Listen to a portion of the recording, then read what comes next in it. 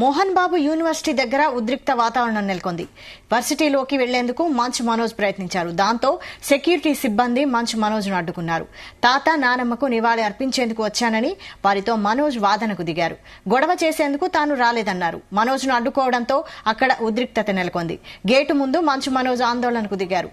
Gate లోపల ఉన్న వ్యక్తిని ఒరే ఎలుకుబంటి గేట్ తీయని మనోజ్ డిమాండ్ చేశారు. పరిస్థితి అదుపు తప్పకుండా స్థానిక పోలీసులు కూడా అక్కడే మోహరించారు.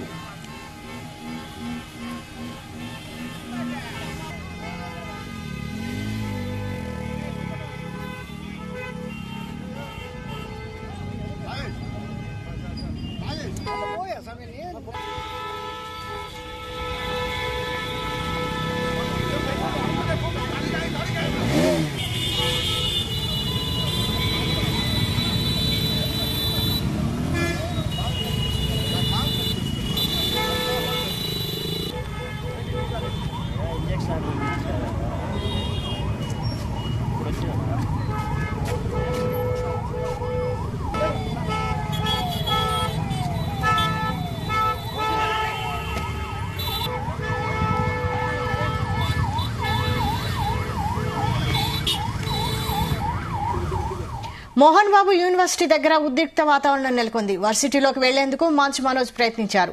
దాంతో సెక్యూరిటీ సిబ్బంది మంచు మనోజ్ను అడ్డుకున్నారు. తాత నానమ్మకు నివాళి అర్పించేందుకు వచ్చానని వారితో మనోజ్ వాదనకు దిగారు. గొడవ చేసేందుకు తాను రాలేదన్నారు. మనోజ్ను అడ్డుకోవడంతో అక్కడ ఉద్రిక్త వాతావరణం నెలకొంది. ఇదే అంశానికి సంబంధించి మరిన్ని డీటెయిల్స్ మా ప్రతినిధి నరేష్ అందిస్తారు. నరేష్.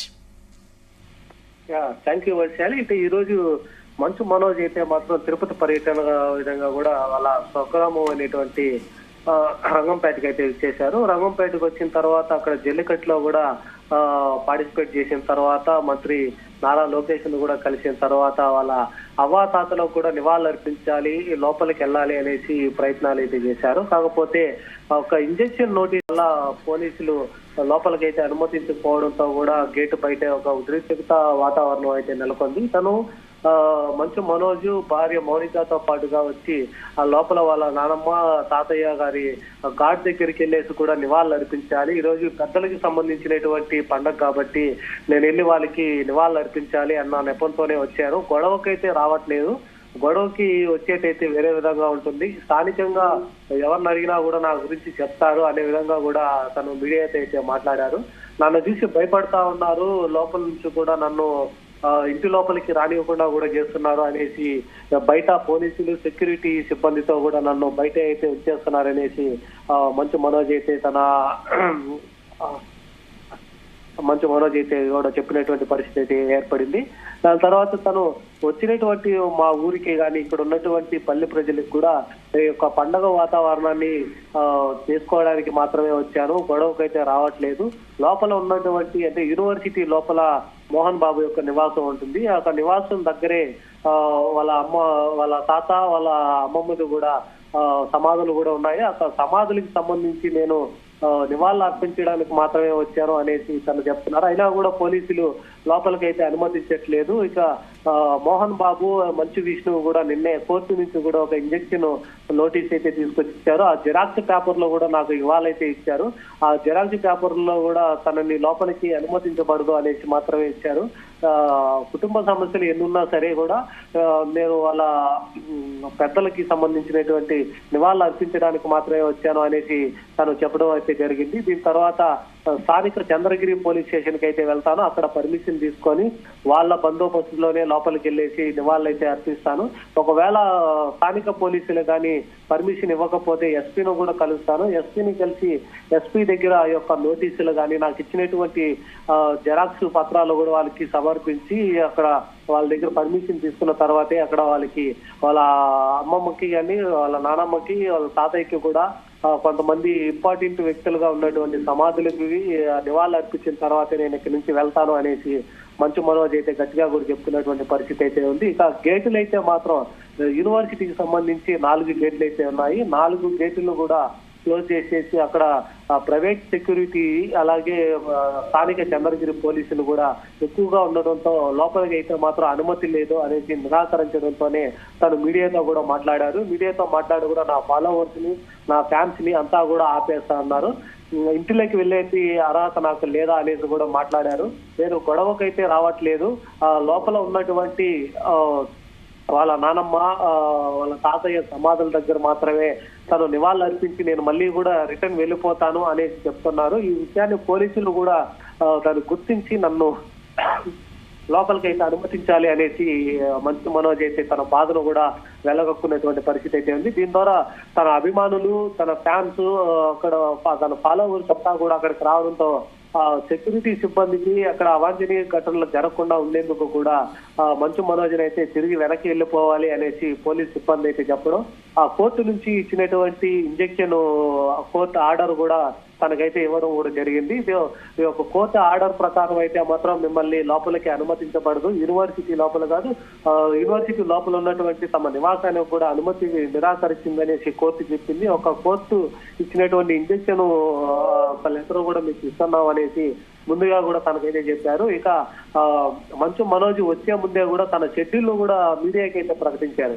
తను ఎయిర్పోర్ట్ నుంచి వచ్చిన తర్వాత ఎయిర్పోర్ట్ నుంచి సరాసరి యూనివర్సిటీకి రావడం, యూనివర్సిటీ దగ్గర ముందుగానే ప్రైవేట్ సెక్యూరిటీ, స్థానిక పోలీసులంతా కూడా లోపలికి అనుమతించకపోవడంతో నేరుగా నారా లోకేష్ అయితే కలిశారు. ఇక నారా లోకేష్ కూడా వ్యక్తిగతంగా అయితే కలిశాను, తనకి ఉన్నటువంటి అనుబంధంతోనే పోయేసి అదంతా కూడా మా ఊరి, ఇక్కడ చుట్టుపక్కల ఉన్నటువంటి పల్లి ప్రాంతాలంతా కూడా నాకు చిన్నప్పటి నుంచి బాగా తెలుసు. సో అదే విధంగా కూడా ఒక పండగ వాతావరణంలో వాళ్ళని కలవడానికి అయితే వెళ్ళారనేసి, నారా లోకేష్ కలవడానికి వెళ్ళారని చెప్పారు. దాని తర్వాత అక్కడి నుంచి రంగంపేటలో జరిగేటువంటి జల్లికట్టుకి అయితే తను హాజరయ్యారు.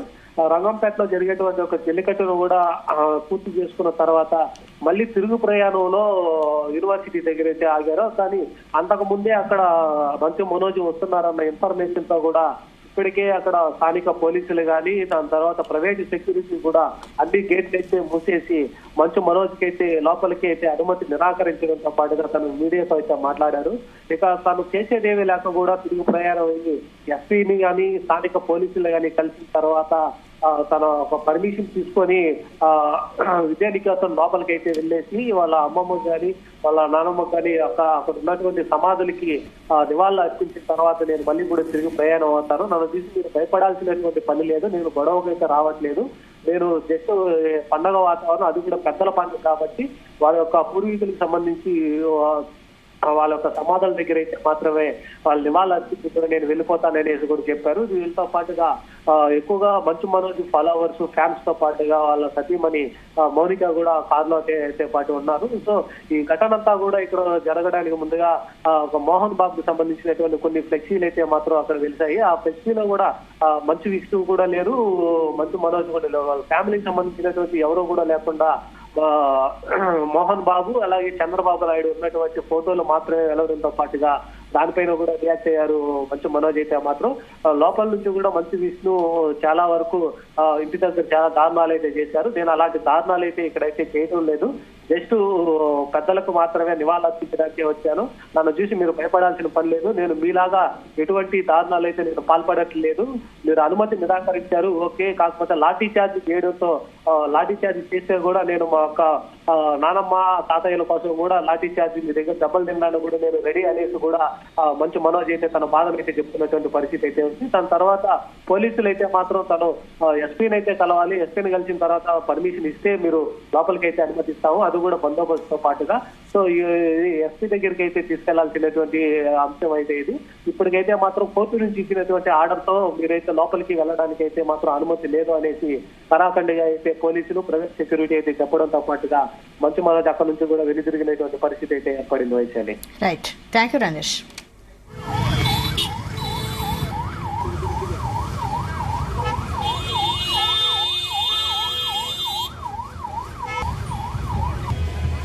రాలేదు, ఇప్పుడు నాకు ఆయన జిరాక్స్ కాపీ ఇస్తే తప్ప అది వచ్చింది.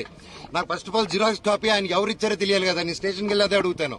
సర్టిఫికేట్ అది జిరాక్స్ కాపీ నాకు కోర్టు ఇచ్చింది, అలా బయట ఇవ్వకూడదు. ఆయన చేతికి ఎవరో లోపల నుంచి ఇచ్చుంటారు కదా, నేను అప్పుడు సార్ని అడుగుతాను, సార్ ఆ పేరు ఇవ్వండి, నీకు ఫైల్ ద కంప్లైంట్. సో ఇప్పుడు నేను తాత నానమ్మ సమాధి దగ్గరికి వెళ్తున్నాను, దండం పెట్టుకుని నేరుగా చంద్రగిరి స్టేషన్ గానీ ఎస్పీ గారి దగ్గరికి కానీ ఎవరు పర్మిషన్ ఇస్తే అపాయింట్మెంట్ ఇస్తే అడిగారి కలిసి అఫీషియల్ గా లాంచ్ చేసుకుని దానికి సిగ్గుపడతారో భయపడతారో ఏమో అర్థం కావట్లేదు. ఓడిగిల్ని చంపగలుగుతారు కానీ నా జనాల మనుషుల నుంచి మమ్మల్ని ఎవరు తీలేరు. అండ్ ఇది నా ఊరు, నా బంధువులు, నా పల్లెటూరు, నా జనాలు. అండ్ ఈ క్యాంపస్ నా గౌరవం ఉంది. ఇది ఒక్కరి కాంట్రిబ్యూషన్ కాదు, ప్రతి ఒక్కరు కష్టపడేమో, ప్రతి ఒక్కరు కాంట్రిబ్యూట్ చేసాం చిన్నప్పటి నుంచి.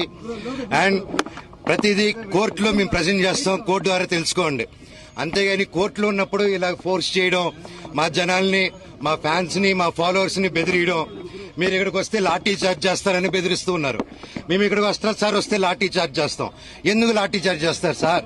నేను మా ఊరికి వెళ్ళినా, నా బంధువుల్ని కలిసినా, జల్లికెట్టుకు పోయినా, ఇక్కడికి వచ్చినా నేను సార్ రావచ్చు అంటే రావద్దన్నారు. సరే ఓకే, తిరుక్కుని పోతున్నాను సార్. నా తాత నాన్నమ్మ సమాధి దగ్గర పోతాను, మీరే పోలీసులు రండి సార్, మీరు నాతో పాటే రండి, నేను జస్ట్ 2 నిమిషాలు సమాధికి దండం పెట్టుకొని ఘాటుకి పోతాను సార్ అని చెప్పాను. ఆ పర్మిషన్ తీసుకొని సార్ వెళ్తే వెళ్తాను, అది రానిస్తే ఓకే, లేకపోతే ట్రై చేస్తాను. అక్కడి నుంచి స్టేషన్కి వెళ్లి నేను నా తరపున కంప్లైంట్ పెట్టుకుంటాను. సార్ మీరు మంత్రి నారా లోకేష్ కూడా కలిశారు, ఏం ఆయన మీకు జరుగుతున్న ఘటన గురించి ఏమైనా ఫిర్యాదు? లేదండి, మేము ఏదో పర్సనల్ గా కలుసుకున్నాం కానీ వేరే ఏం లేదండి. ఇది లాయర్ తరపున ఇన్ఫర్మేషన్ అదేం లేదు సార్. నేను అటు లేను సార్. నేను లాయర్ని పెట్టి చేద్దాం, వీడిని హోర్డింగ్లు నింపుదాం, వీడు పడుకొని ఇంట్లో పిల్లలు ఉండగా చక్కెర పోద్దాం, ఇవన్నీ నేను చేయను సార్. మీకు తెలుసు కదా, లోకల్లో కదా మీరంతా, ఈ లోకల్లో తెలుసు కదా నా గురించి. మీకు నా గురించి అడిగి సార్, ఊర్లో సరదాగా కెమెరాలు ఎత్తుకొని వీడేంది, వీడి కథ ఏందని అడగను పోయి, మీకే అర్థమైపోతుంది అంతా. అండ్ ఎలా సార్, ఒక ప్రైవేట్ వాళ్ళకి సొంత, నేను ఒక కంపెనీ ఓపెన్ చేసి, వల్మర్ అని కంపెనీ ఓపెన్ చేసి నేను అది చేయలేను కదా సార్ అవన్నీ. సో నేను అడిగా, స్టూడెంట్స్ కి ప్రాబ్లం అవుతుంది, ఇక్కడ ఉన్న విలేజర్స్ ప్రాబ్లం అవుతుంది, అందరూ మన వాళ్ళు, ఎట్టా వీళ్ళకి ఏదో ఒకటి చేయాలి కదా, మనం కూర్చొని మాట్లాడతాము, ఇబ్బందులు అవుతున్నాయి నాన్న, మీ వరకు రావట్లేదు అంటే నాన్నగారి వరకు రీచ్ అయ్యేలా కూడా నేను తీసుకెళ్లట్లేదు. ఒకవేళ అటు వెళ్తున్నానంటే ఆరోపణలు, ఇంటి గేట్లు వేసాడో, మాకు నాన్నకేదో చెప్పాడో, మీ అందరు కళ్ళు మప్పడం. అండ్ టక్కరి ఇన్ని సంవత్సరాలు లేనిది సడన్ గా ఇక్కడ ఈ రోజు హోర్డింగ్ చూశారు, ఎవరెవరితో హోర్డింగ్ చేసుకున్నారు మీరే చూశారు. సర్టిఫికేట్ రాలేదు, ఇప్పుడు నాకు ఆయన జిరాక్స్ కాపీ ఇస్తే తప్ప అది వచ్చింది. నాకు first of all xerox copy ఆయనకి ఎవరు ఇచ్చారో తెలియాలి కదా, నేను స్టేషన్కి వెళ్ళి అదే అడుగుతాను. సర్టిఫికేట్ అది జిరాక్స్ కాపీ నాకు